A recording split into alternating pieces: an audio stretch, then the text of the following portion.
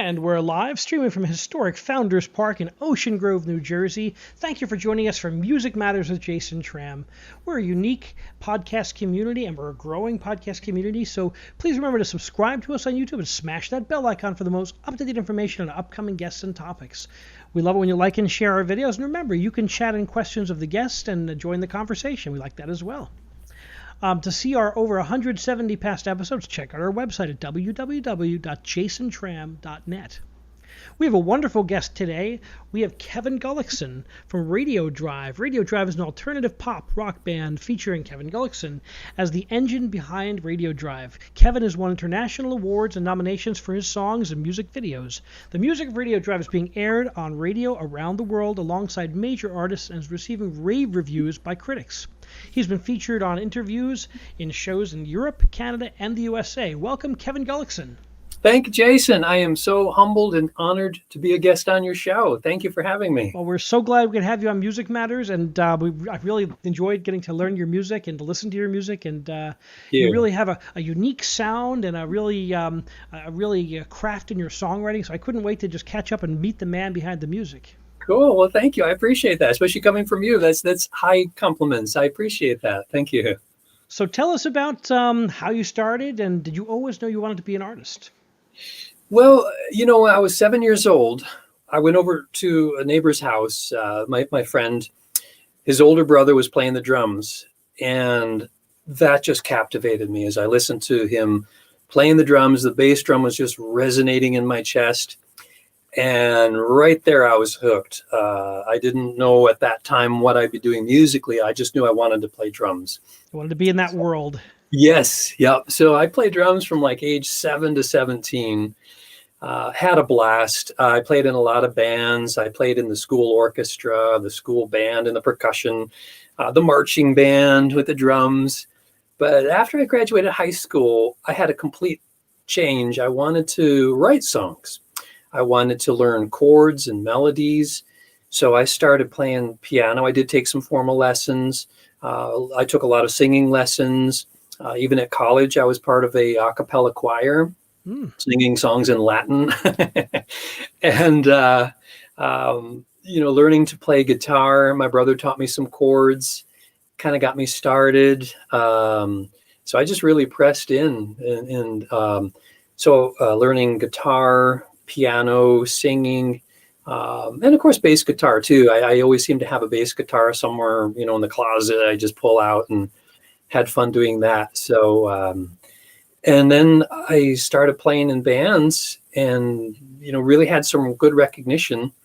Actually, as a matter of fact, when I was just out of high school, still living at home, I had a reel-to-reel tape player where I would record music. Now, I don't want to date myself, and hopefully your younger listeners will know what a reel-to-reel tape player is. But if you don't, Google it. But I would have my drum set, and all the instruments, and this reel-to-reel tape player. I would record a track and then bounce the tracks kind of back and forth. So I put together some songs, and I sent them around, and I actually got a call from Capitol Records. Wow. Yeah, they were interested. They liked what I heard. Now, I was just a young kid, probably 17, 18. I don't honestly remember, but, I didn't have the platform or the basis to really take advantage of that and follow up. So it just kind of faded into the past, but that was sure exciting. So that was, to me, like the confirmation that, okay, I think we got something here, Something's there is ready to go. So what were some of your influences back then as you're starting as a professional young musician? What were your influences growing up? Oh, huge. I listen to music all the time. Of course, starting with, the Monkees and the Beatles, that really fun pop rock. And then, of course, when I got better at drums, I loved the sound of John Bonham with Led Zeppelin. Can't be John Bono, right? Oh, man. And so I just saturated myself with Led Zeppelin and Deep Purple and even, Black Sabbath, some of the heavier stuff. But then when I started to write songs, it was more the British influence of the 80s, like U2, The Cure, REM, bands like that. So the 80s were really huge when it came down to writing the songs, and at that time I did have a band. We were playing the Minneapolis clubs and doing quite well. Again, I banged out some demos and sent around. Capitol Records called again, which was cool. And I was working with a management agency trying to get some traction. But lo and behold, the band broke up. We're going to sense a recurring theme with these with bands coming and going. I know. So I moved to New York City after that and loved it out there. Absolutely loved it out there. And that's kind of when going solo really started, because it was just me. I did meet my wife. We got married. So, I was just kind of writing songs, at our apartment and sending around. And thankfully I had interest from Arista Records. They were interested, as well as Overland Productions, and they managed the Talking Heads, Eurythmics, Blondie. Wow. So that was really exciting. Kind of had a lot of momentum going. So that was just some wonderful times out there in New York. And I was playing some clubs, just me and my acoustic guitar down in the Village. So that was fun. Lots of artists everywhere, right? You can't throw a rock without having a singer or an opera singer or an orchestra player. Oh, There's such incredible depth of talent in the Village. Oh yeah. I just love the vibe out there. Just and just even the broad spectrum. I mean, we were also members of the Metropolitan, so we were, going to listen to classical concerts and opera and even ballet. We're part of the ballet organization, and just love to get that culture. And then you go down to the Beacon Theater and see, a rock band, and down in the Village to see, the next up and coming star. So much to do out there. I miss it so much. That and the food. Yeah, there's great food in New York. It's just anywhere you want to go, the restaurants have to be really good to compete. Oh, for sure. So what are some of the things you learned by being in New York, and how did that further your music? I really learned to focus out there. I was starting to get a little bit older, a little more mature, and realizing that, just as you said, you can't throw a stone without hitting a musician. So it's like there's a lot of competition out there, and you really got to be focused. You really got to be good at what you're doing, and a lot of opportunities.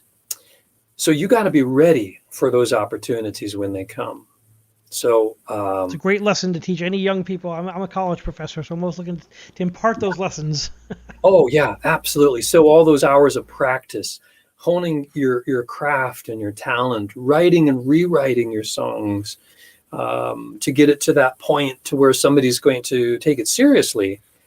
And then the next level of critique comes. You get the producer in there and it's like, no, we got to scratch that, add this and that. It's like, so you really have to remain humble during that process. That's another thing too I learned. It's like, just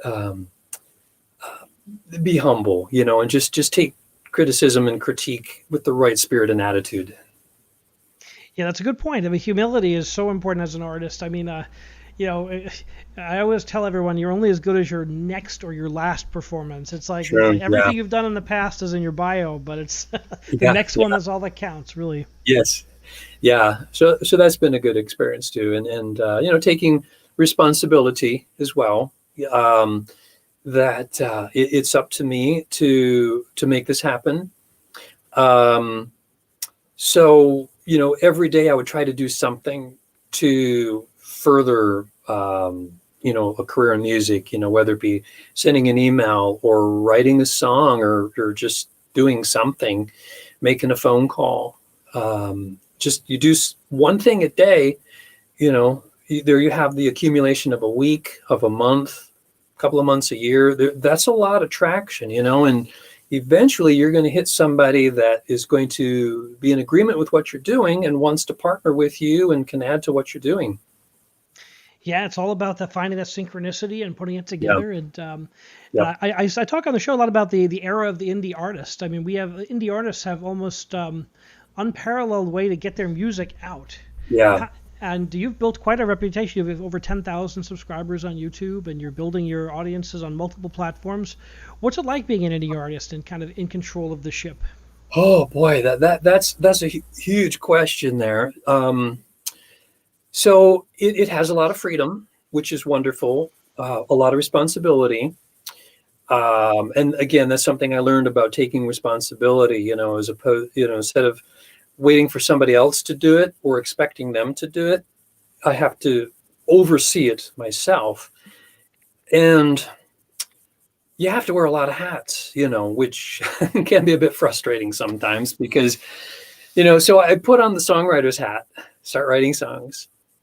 And then I put on the recording engineer hat because I have my own home studio. And that's just me. Not, everybody doesn't have to be their own recording engineer. So as I start recording, I'm arranging at the same time. I'm coming up with parts, perhaps a producer's hat along the way, and then you got to oversee the mix and mastering. Now, I don't do that myself. I'll tell you in a moment who I do work with, which is really quite exciting. But once it's done, you have to put on the marketing hat and be the salesman, the marketing guru, managing social media, which I didn't know what I was doing. I'm asking my teenage kids, how do I did the same thing. I founded the show with my 21-year-old son, and my daughters are 18, and my son is 16. They're very good at this. I had joined Instagram and of course Facebook, and getting the word out is not easy these days. Oh, I know it. I do plan to like hire somebody just to help with that because I've read so many articles and I try posting. It's like, did I post that right? Is it going to Reels or is it going to my feed? Where did it go? I don't know. So I'm wearing that cap. And then I'm also wearing the cap to coordinate videos, music videos. Right now I'm working with this film company down in Venezuela. They've done some videos for me before. Sweet Thing. They filmed down there. It turned out beautiful. Absolutely lovely story. So we connected and they're going to work on some videos for my new album coming out. So I got to wear that hat, and my wife and I wrote a script for the video. So I'm like a script writer. And just all of the different opportunities for promoting music. Now, I will say that some are legit, some are not legit. And I'm glad to see that there's a lot of attention coming on the ones that are not legit. Now, what I'm talking about, those bots that give you all of those. That's not legit. Spotify likes and followers and all of that. It's hard to tell what's legit, what isn't. So I'm kind of holding back for now till I can get a good read on this because I get bombarded with emails like, join us and do this and we'll pay this and that. It's like, well, how can you guarantee 10,000 followers? I can see over time maybe, but I don't know. The music has to get out there. People have to kind of a percentage will engage with it and fall in love with it, and they're going to click those buttons. But they do the same on YouTube. We get all those. When we were starting the show, like hit your 1,000 subscriber mark, and I'm like, if you do that, none of them are real. Then you don't get real engagement. I know. Yeah, it works against you. It really does. And I know the major record companies are taking a stand. I've read some really good articles where they've had enough. Other organizations that have a lot of weight in the music industry are taking notice of this. I don't know if there's been any conclusions yet, but I thought I read somewhere that if they're detecting that your Spotify is chock full of fakeness, they're going to take you down. So that's good. That's good. It is good because, there's so much white noise. You've got to break through the white noise. Well, and I was really happy to see I think one of your videos at 74,000 views. Yeah, that, I think was an older one for about, I don't know how many years, but yeah, just a lot of promotion on that. So yes, thank you. That one, it's had some time to accumulate, which is good. And the music is really, the hooks are wonderful. It really grabs your attention. Your vocal stylings are so unique. When I go through, Reverb Nation sends me about 5,000 artists in a promo, and I've got to go through couple thousand of them, and Whoa. and I look for musicians. I want to hear musicality. I want to hear something interesting, and your voice and your songwriting and storytelling was really strong. It was so Thank interesting to you. me. I said, gotta meet this guy, and I'm so glad Oh, it worked thank you. out. I am so honored, especially out of that many. That just warms my heart. Thank you for saying that. Thank you. And when I hear an artist who likes classical music and is able to, Yeah, I mean, I think we can learn so much across the genres because hard work and talent pay off, and it's like music is all about that type of dedication to your craft and yeah, constantly refining your skill set. yeah. It's yeah, and the classical element. My new album that's coming out soon. I actually worked with an amazing professional violinist from Russia, and three songs. I'm just blown away by what she did. I'm so excited to share that. Once we release it, it's going to be later August, September. A lot going on. I'm not sure the exact target date, but It's coming out soon. That's this it summer. is. Someone look out for that. And how do you announce and how can people find out when you release something? Well, certainly on social media. Um, yeah, I just got the album cover finished. Worked with somebody out of the Ukraine to do that. So I actually use a few different platforms, if you don't mind me sharing. Please do. Upworks is a wonderful platform. Not sure if you've heard of that, but you can hire people from around the world to do work. Obviously, computer-based work. If you want somebody to proofread or write something or whatever, or graphic design, video editing. So I've connected with some amazing people there, and this wonderful graphic design artist out of the Ukraine I've worked with, and she's come up with some amazing promo clips the last few years. So she just finished the album cover. I just got that yesterday, and she's going to start working on some promo clips. Another platform that I've used is called Air Gigs. Hmm. What that is, it's musicians from all around the world available to help you in any capacity. So I discovered them a few years ago when I was looking for a drummer. Because here in my studio, when I record my songs, I have MIDI drums as a placeholder. And some of my earlier recordings, I will admit, I released with MIDI drums. But when I discovered how easy it is to have a real drummer, it's like, oh, yeah, no brainer. So this guy, he's a studio drummer over in Italy. I connected with him, and we did a few songs, and it was just stellar. His timing was so perfect, and he just got the vibe perfectly. Isn't So that amazing that technology has connected us in ways that we could only imagine years I ago? know, I I know it. mean, air gigs. That's amazing that you Yeah, can find a drummer from Italy who can yeah. you can add his part to it and not Hmm. even be in the same side of the Atlantic. Oh, I know. And when you listen to it, you'd think that we've been a band playing together for years. It's that tight. Um, and so this latest album that's yet to be released, I worked with Matteo, my Italian session drummer. Also from Italy, I hired a wonderful lady to do some background singing, some oohs and ahs to kind of fill in kind of a bluesy number. So I needed to have that. I hired a cellist from Venezuela to do Ooh, some parts. Beautiful, stunning cello parts. And of course, as I mentioned, Natalia from Russia to do the violin parts.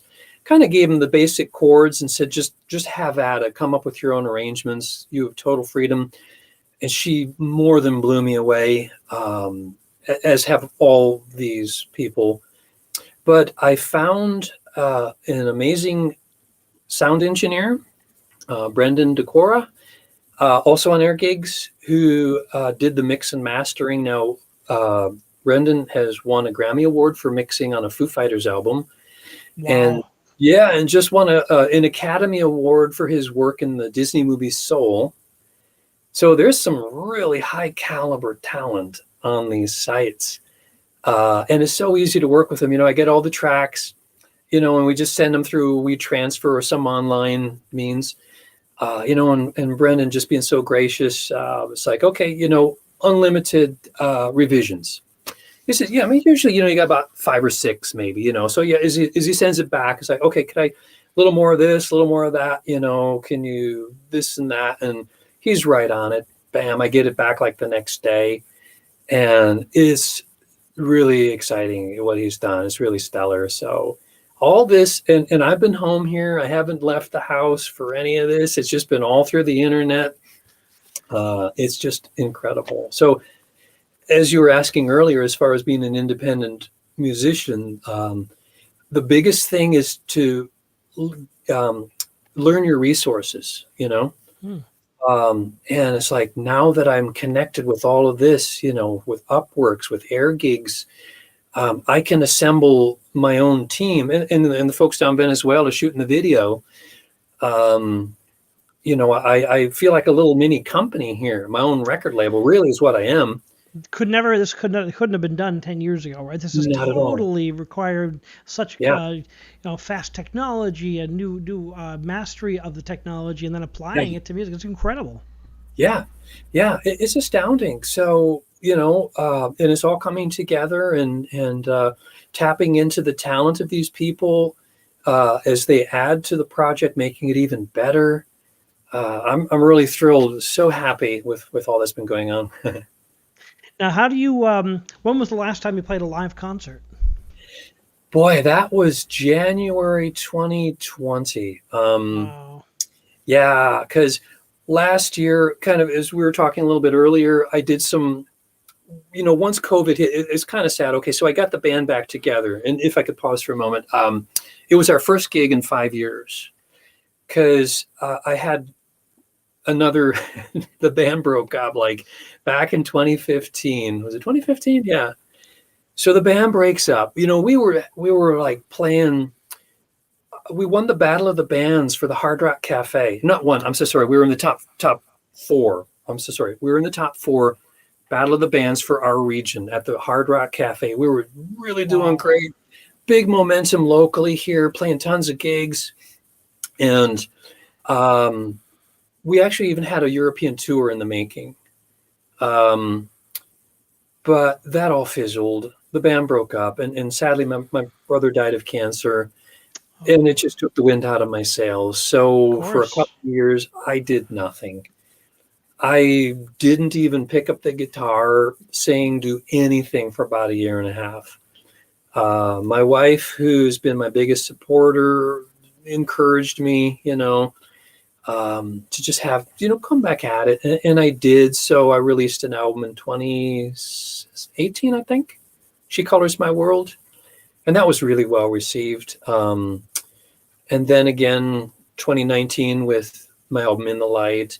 And that's kind of when I started tapping into these other resources, because I kind of felt alone, like, okay, I don't have a band. I really don't have the energy to put one together again, because it's a lot of work. It's a lot of commitment, Yeah, you got to book the jobs. You got to do all the management part of it. It's just Yeah. never ending.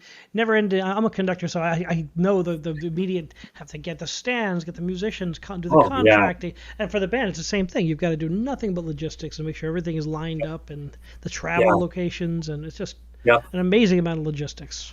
Well, and the funny thing with me, I'll admit to you, one of the hardest things for me is remembering my own lyrics. Which is kind of funny and corny at the same time, but I have these little cheat sheets that I have to put together. If I get just like the first line of the stanza, I'm okay. But I have mucked up my lyrics more times than I care to admit. So for me, it's like, that's the hardest part, What are the lyrics? So I've spent Do you have it on the screen in front of you somewhere? I wish I did. I've seen a lot of artists do that. Yeah. Oh, well, good. I'm not alone then. I saw Kenny Rogers. He messed up the words to The Gambler. I mean, like, he was at Ocean Grove, our music director. He was up there and doing The Gambler. He screwed up the lyrics. And I noticed he has the sheets up there. You press it with your foot, and it changes it. And that's a real common use for that program. It's called Airsoft, and it's AirTurn or something like that. And it was originally for a concert pianist who I worked with wrote it. But now a lot of rock artists use it so they keep all their lyrics together in front of them. Isn't that something? Wow. Well, good. I'm glad you said that. I feel better that I'm not alone in doing that. Because how many times has he sung The Gambler? I mean, honestly. Oh yeah. So Yeah, my last gig, yeah. So basically, then last year, I did some house concerts here at home, some streaming, and you can see them on YouTube. And then I actually released an album called 2020 Vision last year. Mm. What it was six of my most successful indie chart topping songs. They've each won awards, nominations, top charts. So I just felt, I wanted to put them together in one collection so people could have them in, one spot. So I promoted that, and that was kind of my momentum to carry over, to fill the gap. I released some music videos, kept busy in ways that I could just by myself. And then in October of last year, as the weather started getting cold here in Minnesota, I began to hibernate in my studio. I don't like the winter. I don't like the dark and cold. I stay indoors. I squirrel away. I hibernate. And I had all winter to work on my music, my new album. And it's my most ambitious project to date. I really, really took time to make everything right. How exciting. Yeah, a lot of editing, because I can do a lot of editing, like as I got the drum tracks from Mateo, I would load it and make sure like the bass guitar, the bass drum are lined up, and I would do a little clip, and scoot a little off, a little, so full disclosure, I like editing. So I did a lot of pre-editing before sending it to Brandon. So that way he's got the tracks. All he's got to do is work his magic. So tell us about your songwriting process. You're writing the songs for this new album. What comes to you first? Is the lyrics, the music? Is it a riff? Or is it just depend on the song at the moment? It's funny because it depends on the song, but more often than not, I get the music first. And the funny thing, sometimes I'll get like a riff going or chords, and I'll have like some words as a placement, like Paul McCartney. I'm sure you know the story when he wrote Yesterday. He's singing scrambled eggs, how I love to eat those scrambled eggs.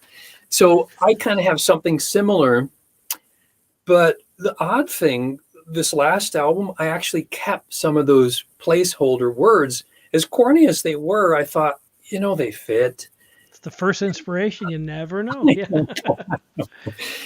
So I kind of went with that, But what I have been doing is, like I'll start with the chords, using an acoustic guitar, just strumming the chords or maybe the piano.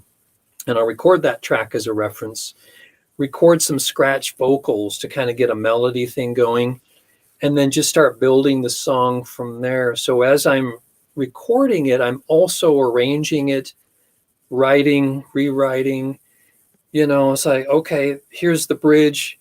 And then maybe a few months later, I don't like it. So I scrap it all together and just come up with something new. But this last album, I found that the music was pretty much done before I wrote the lyrics and the melody. So what I've been doing is I'll play the song here in my studio, and I'm just singing along. Whatever words come, I'm singing to kind of get into the flow and the feel. And as I capture that melody and a thought or direction with the lyrics, then I'll sit down and start brainstorming. I'll have my notebook and just not even really think too much, because I want it to be free flowing, the thoughts. What am I trying to capture here? And just start brainstorming. I'm not worried about what's rhyming, what's fitting with the cadence. Once I have that, then I start formatting, with the cadence, with the rhyming, and things like that. And then even afterward, when I'm recording the vocal parts, it's like, this just doesn't feel right anymore. That now that I'm singing it, maybe I'll change it up a little bit then. So I'm really tweaking and retweaking all the way through the process, which, again, the beauty of having my home studio, I have the luxury of doing that.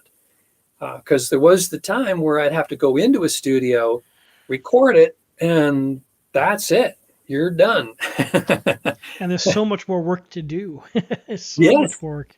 Oh yeah, you're under the clock. You got 4 hours to bang out how many songs, and it could be done like years ago. I love those stories, like the Beatles doing their first album in 13 hours, or maybe their second album, one of their earlier albums, and even Black Sabbath Paranoid, I think, was done over a weekend, Wow.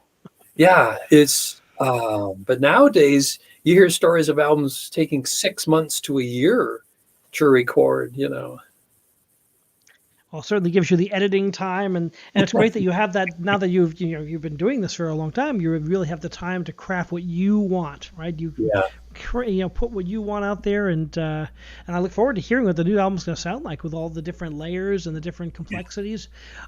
What have you learned? Now you've been winning awards for your songs for years now, but what have you learned about the songwriting process as you've gotten into your mature artistry? The word confidence comes to mind. When I started out, probably didn't have a whole lot of confidence, but when you start winning awards and nominations, to have that recognition from the industry, that gave me confidence. Like, I can do this. This is great. I can write something that actually has some substance, that can connect and resonate with people. So confidence, I think, is the one thing that stands out. And I can kind of hear that in other artists and songwriters, because I might not like this song. It might not be my particular taste or style, but man, that person is delivering it with such confidence that it commands your respect. Comes across the air, right? It comes across the performance. Absolutely. Yes, it does. So confidence, I think. I don't think it's a matter of formulas so much. I always say that, learn the rules and then break the rules. Yeah, because I listen to like at least 10 of your different tracks, and they're all so different. There's nothing like, that having that formula is a very dangerous thing, because people get bored of the formula, and it's like you have to go a different. And plus, you as an artist, you always have to keep challenging yourself and doing new things.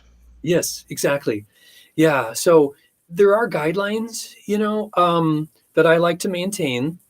Because I remember reading an article. It's like, you can write what you want, but you may be the only person listening to it. If you like a 3-minute intro before you even start singing, that's okay. But just understand that you're kind of excluding yourself from certain genres, shall we say.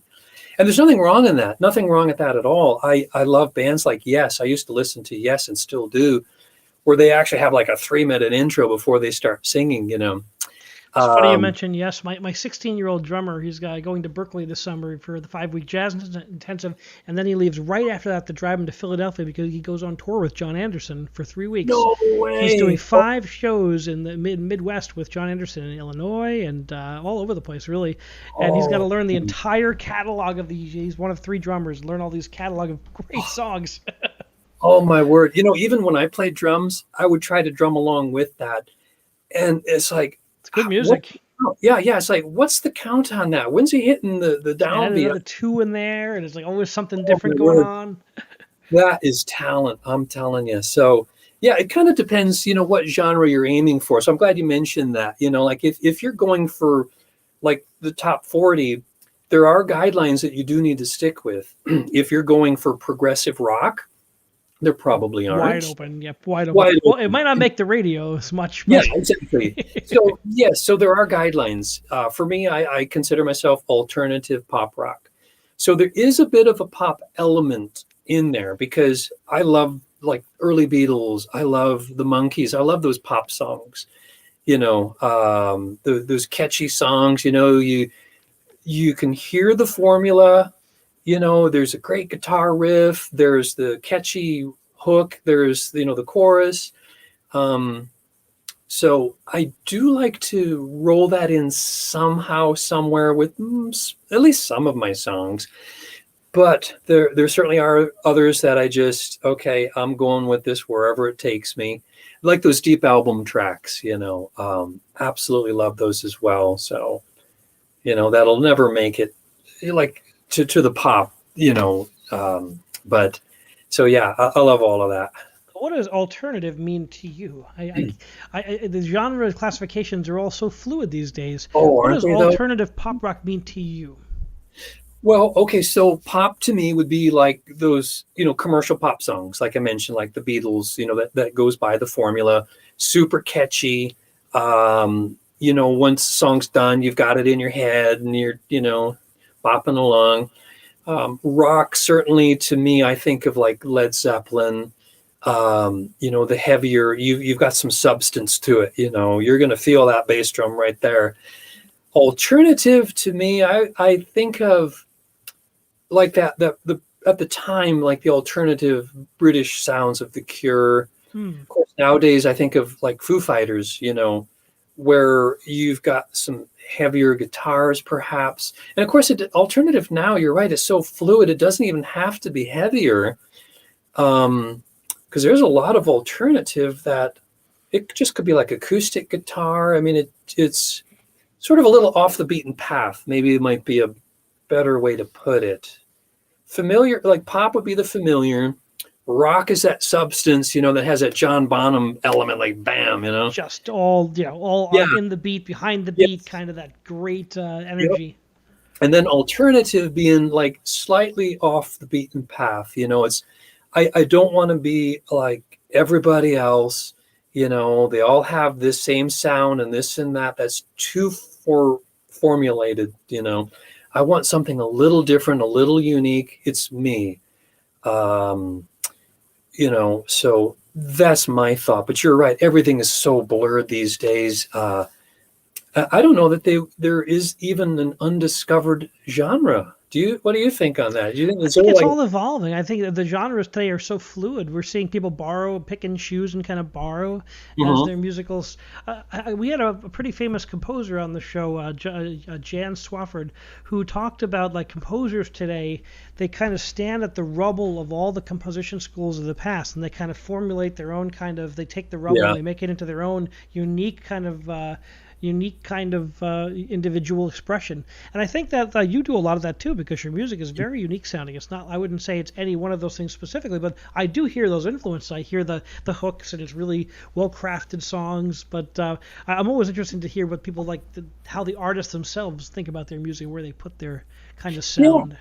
And it's funny because for the longest time, people would ask me, to define my music. I don't know. I was always at a loss. Give me some bands that you sound like. Oh, I was always at a loss. I would tell them, you tell me. I can tell you my influences. I mean, I love U2. Another one from the '80s. I forgot to mention U2. Absolutely huge influence. Absolutely love everything. The positive element that they just elevate. You just feel elevated when you hear their music, and that's another element too that I like to somehow put into my songs. Like you hear a classical piece, you just feel elevated, like um oh, I can't think of some of the classical names, you'll have to help me, but Beethoven 5. there you go. I'm Yes, yes, conducting it at the end of the month, and I'm yes. like, the whole piece is about the triumph of light over darkness. Yeah, stuff like that. You just feel elevated, or even like when you look at the Grand Canyon or something in nature, you just feel elevated. I love when music elevates me. And so if I can do that through my music, to me that's like a huge accomplishment. And it's one of those intangible things, I think. Sure, you can put some chords together. I remember taking a music theory class in college, studying classical composers, and they had their formulas too, as you well know, you know, like, Sonata Allegro form, whether it's pre-existing forms, and composers always write in forms. They always yeah, generally have a form in mind, but it's what they do with the form. It's like I explain it to my students, like, oh, it's too formulaic. I'm like, well, it's like a novel, or a movie. There's always a yeah, protagonist and an antagonist, and there's a yep, development, and then there's denouement. So all those things have to happen. We expect them. It's part of the yes, storytelling. So the formula doesn't get in the way of a great composer. They kind of work within that system. exactly. Yes, good point. Yes. So, yeah, I find that to be very true as well. Yeah. Yeah, so let's see. What is it about performing rock and roll that grabbed you? Obviously, you're a deep thinker, you're intellectual. What is it about the live act of performance that grabbed you and still grabs you? Oh, I absolutely love performing live, and I really, really wish that I had, a working band even now. I mean, we did disband. Everybody's kind of gone their own way, but I do want to wrangle the band back together. We've had some invitations at some local clubs, which is great. So I do want to, fire up that engine here. I absolutely love the energy. There's something about that live performance that you just can't capture when you're at your studio with the headphones on, take 5, take 6, the live band. There have been so many magical moments. I love like improvising, like during a solo part, where it's just run with it. Okay. Joe on the keyboard, run with it, just give me the nod when you're done, and you kind of go with the flow. And then it's my turn to take over with a guitar solo, and the dynamics, you're up, you're down, let's bring it down as quiet, and just that flow. It's, you cannot capture that. I don't believe in the studio. Some I'm sure can, but there's that element that you just can't capture, that's only there live. And of course, the interaction with the audience, you're feeding off of them, they're feeding off of you. Just there are certain things that happen only on a live stage in a live performance, and Yeah, it's that power, that energy, and yeah, there's nothing like the feeling in the crowd. You get energized and just yeah, get moved by the music. That's whether yeah. it's classical or whether it's rock and roll. It's Oh the yeah, the thrill of live performance is always exciting. And I've done a lot of Zoom performances and concerts, but there's nothing like getting in front of humans, and yeah. it's very emotional. It Um, is. do you have any concerts coming up on the books, or is it still, finishing your recording, which is going to take a lot of time? But what are your Yeah, plans to bring those songs to life? yeah, that's a good question. And I've been thinking about that, like an album release party of some sort, whether it's just me, playing some tracks, talking about them, or just doing, playing along to some backing tracks, or getting the band together. I've just now started thinking about that. There's just been so much going on, like we were talking earlier, wearing all the hats. Um, so yeah, I'm not quite sure, but I do want to get back out there. I mean, it's somewhere in the timeline. I just don't know when. And things are starting to open up with COVID. Certainly, I mean, Yeah. I'm down here. I'm a music director at a large summer place, and we do a lot of music. And we've had 100 voice choir rehearsing. We're starting to rehearse again, and the Wow. first rehearsal back was so emotional because everyone we hadn't rehearsed, we hadn't sung in a year and a half. Now it's like, Wow. and we came back together for the first time, and it's, we're all kind of like, do you think you'll get those type of butterflies when you get back on the stage again? Oh, I do. Yeah. Yeah. I'm like pacing, before, and Got to get your energy right, all that energy yeah. to give to the audience. Yeah. And the first few songs, I'm like, pretty nervous. I got to kind of drink a lot and, just kind of calm down. But then after that, then I'm focused. And then, yeah, I mean, the energy kind of switches gears, and it just kind of, I get that lift. It is exciting. It's just thrilling to Yeah. get out there again. And when you come play out in the New York area, you let me know because I'm going to definitely be there. I'm not going to miss that. And Cool. Absolutely. Yes. Yes. hope that the album is a complete success. Where can people go to find out more about you? Where would you like them to go on social media? How can people get in touch with you? Give us some of Yes. those information. Yeah, absolutely. Well, of course, starting with my website, radiodrive.net. Spotify, just, search Radio Drive. Um, Facebook is simply Radio Drive. Twitter is Radio Drive Music. Instagram, radio_drive. Did I cover them all? I Yeah. think you got them. So, yeah. But yeah, definitely, I'll be posting. Now that I'm working with this graphic design artist, we're going to be getting some promo, coming soon, clips and things. I'll have little clips of the songs as we, put out those little video clips. So we're going to start ramping up. But yeah, definitely stay in touch on social media. Yeah, And once you start releasing them, make sure you put links onto the Music Matters page on Facebook. We'll definitely get it out there to our audiences too, thank you. because we want to spread the word. Whenever artists put out great work, we want to be there to help and Cool. to Thank you. help spread that word as far as we can. Cool. Cool. Yes. Thank you so much. Well, continued success, and thank you so much for joining us on Music Matters today. Oh, Jason, thank you so much for having me. It's been a pleasure. Thank you. Thank you. Thank you for joining us on Music Matters with Jason Tramm. Please remember to subscribe to us on YouTube and smash that bell icon for the most up-to-date information on upcoming guests and topic. And speaking of upcoming guests and topics, we have another show this evening at 6 o'clock p.m. Eastern Standard Time. We have Karine Pogosian, who is one of the distinguished concert pianists in New York City, who's going to talk about her love of Chakratorian's piano music and also many other things. So I hope you can join us, and remember, keep music alive.